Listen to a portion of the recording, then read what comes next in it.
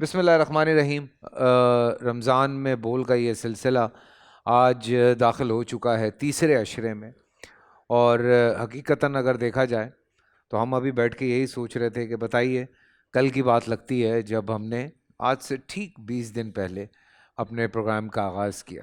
اس کے ساتھ ساتھ اگر ہم ماہ رمضان کی بات کرتے ہیں تو بہت ساری ولادتیں، بہت ساری شہادتیں اور وصال بھی موجود ہیں۔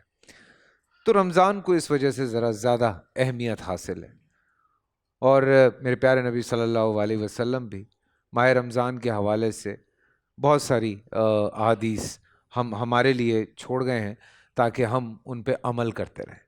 اللہ تعالیٰ ہم سب کو یہ موقع دے، اللہ تعالیٰ ہم سب کو بار بار یہ موقع دے کہ ہم اس ماہ رمضان کی برکتیں سمیٹتے رہیں، برکتوں سے بھرا، رحمتوں سے بھرا۔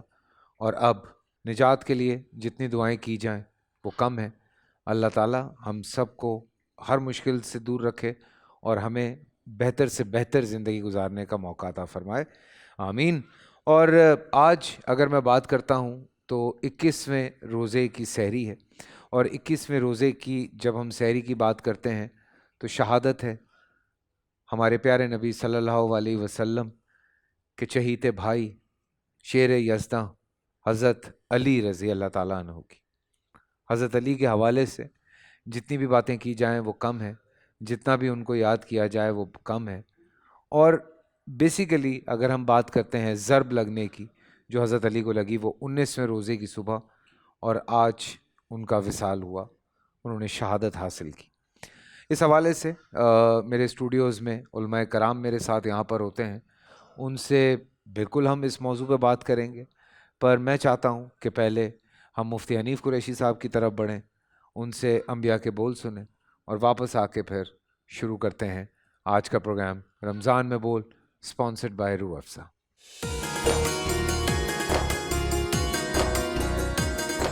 بسم اللہ والصلاۃ والسلام علی رسول اللہ۔ معزز ناظرین و سامعین، انبیاء کے بول ہمارا خوبصورت سلسلہ گفتگو جاری تھی حضرت سیدنا یوسف علیہ السلام کے تذکرے میں۔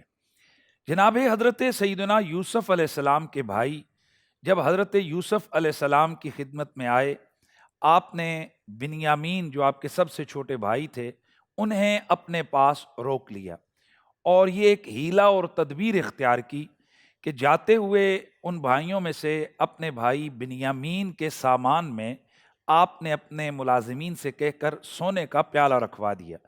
جب یہ قافلہ جا چکا تو پیچھے سے سپاہی پہنچے اور انہوں نے کہا، اے قافلے والو رک جاؤ، تم میں سے کسی نے چوری کیے۔ جس وقت سامان کو تلاش کیا گیا تو جناب بنیامین کے سامان میں سے پیالہ برآمد ہوا۔ ان قافلے والوں سے ان سپاہیوں نے پوچھا کہ اب بتاؤ، تم تو کہتے تھے کہ ہم میں سے کسی نے چوری نہیں کی ہے، جس نے چوری کی ہے اب اس کی سزا کیا ہونی چاہیے؟ تو انہوں نے کہا کہ اس کی سزا یہی ہے کہ وہ بندہ جس کی چوری کرے گا وہ اس کا غلام بن جائے گا۔ چونکہ یہ مصر کا قانون نہیں تھا، یہ جناب حضرت یعقوب علیہ السلام کا قانون تھا، اس لیے یہ قرآن کہتا ہے کذالک کدنا لیوسف، ہم نے یہ ہیلہ اور تدبیر جناب یوسف علیہ السلام کو سکھائی۔ اور یہ ایک ہیلہ تھا، ایک تدبیر تھی، اور اس ہیلے کے تحت جناب بنیامین حضرت یوسف علیہ السلام کے پاس رک گئے۔ بھائی آپس میں مشورہ کرنے لگے کہ اب کیا ہوگا، ہم تو بابا سے یہ وعدہ کر کے آئے ہیں کہ ہم لازمی بنیامین کو واپس لے کر آئیں گے۔ تو جو بڑا بھائی تھا وہ کہنے لگا، میں تو کسی صورت میں بھی یہاں سے نہیں جاؤں گا، تم جاؤ اور جا کر بابا سے کہہ دو کہ ان کے بیٹے نے یہ چوری کی ہے، لہٰذا اب ہم کچھ بھی نہیں کر سکتے، آپ خود ہی اگر اپنا تفتیش کروانا چاہتے ہیں تو آپ کروا سکتے ہیں۔ یہ باقی جو حضرت یوسف کے بھائی تھے یہ چلے گئے، اور بڑے بھائی یہودا وہیں پر رک گئے۔ جس وقت حضرت یعقوب علیہ السلام کے پاس یہ سارے برادران پہنچے تو وہاں جا کر انہوں نے حضرت یعقوب علیہ السلام کو ساری صورتحال سے آگاہ کیا۔ جناب حضرت سیدنا یعقوب علیہ السلام مزید پریشان اور مغموم ہو گئے، اور رو رو کر آپ بے ہوش ہو کر گر پڑے۔ چنانچہ بعد ازاں آپ نے اپنے بیٹوں کو دوبارہ بعض بیٹوں کو بھیجا کہ جاؤ اور جا کر عزیز مصر سے کہو، ایک خط لکھ کے بھیجا کہ جس میں لکھا تھا کہ عزیز مصر، یہ ہم نبیوں کی اولاد میں سے ہیں اور ہمارے ہاں چوریاں نہیں ہوتی ہیں، اور ہمارے اولاد میں سے کوئی چوری نہیں کرتا، اور میرا ایک بیٹا یوسف پہلے ہی مجھ سے کھو چکا ہے، اور اب یہ دوسرا بیٹا تم نے اپنے پاس روک لیا ہے، اس کو تم واپس روانہ کر دو، مگر نہ میں اللہ کے دربار میں تمہارے خلاف دعا کروں گا۔ چنانچہ بھائی واپس آئے اور جاتے ہوئے جمع پونجی بھی لے گئے کہ آتے ہوئے تاکہ غلہ دوبارہ گھر لے کر آیا جائے۔ جناب یوسف علیہ السلام سے جب جا کر ملے تو کہنے لگے کہ اے عزیز مصر، ہمارے پاس جو کچھ جمع پونجی تھی وہ ہم لے کر آ گئے، اب یہ جمع پونجی بھی لو اور اس کے مقابل میں ہمیں پورا پورا غلہ بھی دو، اور ہم پر مہربانی کرو اور ہمارے بھائی کو ہمارے ساتھ روانہ کر دو۔ جب جناب یوسف علیہ السلام نے اپنے بابا کا خط پڑھا تو آپ کی آنکھوں سے آنسو آ گئے۔ اب یہ وقت آن پہنچا کہ آپ ظاہر ہو گئے، اور آپ نے اپنے بھائیوں سے فرمایا کہ بتاؤ ذرا تم نے یوسف اور اس کے بھائی کے ساتھ کیا سلوک کیا تھا۔ پہچان گئے بھائی، اور مفسرین لکھتے ہیں کہ جناب یوسف علیہ السلام یہ کہتے ہوئے جب مسکرائے تو آپ کے دندان مبارکہ میں سے نور نکلا، تو یہ آپ کی خاص پہچان تھی جس سے آپ کے برادران پہچان گئے، اور کہنے لگے کہ آپ یوسف ہیں۔ جناب یوسف علیہ السلام نے فرمایا ہاں میں یوسف ہوں، اور یہ بنیامین میرا بھائی ہے۔ پھر آپ نے انہیں معاف کیا اور فرمایا لا تثریب علیکم اليوم، آج کے دن تم سے کوئی باز پرس اور پوچھ گچھ نہیں ہوگی۔ چنانچہ یوسف علیہ السلام نے جب یہ سنا پورا قصہ حالات اپنے گھر کے کہ غربت ہے، پریشانی ہے، جناب یعقوب علیہ السلام کی آنکھوں کی بینائی جا چکی ہے، تو آپ نے اپنی قمیص دے کر اپنے بھائیوں کو روانہ کیا اور فرمایا کہ اذهبوا بقمیصی ھذا، میری یہ قمیص لے کے جاؤ اور میرے بابا کی آنکھوں پر اس کو ڈالو تو اللہ تبارک و تعالیٰ ان کو بینائی لوٹا دے گا۔ جناب حضرت یوسف علیہ السلام کے بھائی ادھر سے آپ کا کرتا لے کے چلے، ادھر کنعان میں حضرت یعقوب علیہ السلام بول اٹھے، آپ نے فرمایا کہ مجھے یوسف کی خوشبو آ رہی ہے، مجھے یوسف کی خوشبو آ رہی ہے۔ آپ کے باقی بیٹے جو ان کے پاس تھے وہ کہنے لگے بابا جان آپ پرانی محبت میں ڈوبے ہوئے ہیں، آپ کو سوائے یوسف کے اور کوئی دکھائی نہیں دیتا، کوئی سنائی نہیں دیتا، آپ ہر وقت اسی کی محبت میں ہیں۔ آپ نے فرمایا بیٹو معلوم نہیں ہے لیکن یہ مجھے خوشبو یوسف میں آ رہی ہے۔ چنانچہ جب آپ کے برادران پہنچے اور آپ کی آنکھوں پر قمیص کو ڈالا تو اللہ تعالیٰ کا کرنا کہ جناب یعقوب علیہ السلام کی بینائی لوٹ آئی۔ جناب یوسف علیہ السلام نے پورے پروٹوکول کے ساتھ اپنے برادران کو اور اپنے بابا کو اور اپنی والدہ کو، جو کہ سگی والدہ کا انتقال ہو چکا تھا، دوسری والداؤں میں سے ایک والدہ وہ بھی ساتھ تھیں، ان کو پوری عزت اور احترام کے ساتھ کنعان سے مصر میں بلایا۔ جس وقت حضرت یعقوب علیہ السلام اور ان کی اولاد مصر کی جانب روانہ ہوئی تو آپ کی کل تعداد 72 افراد تھی، اور بعض نے اس کو 90 اور بعض نے 96 افراد بیان کیا ہے۔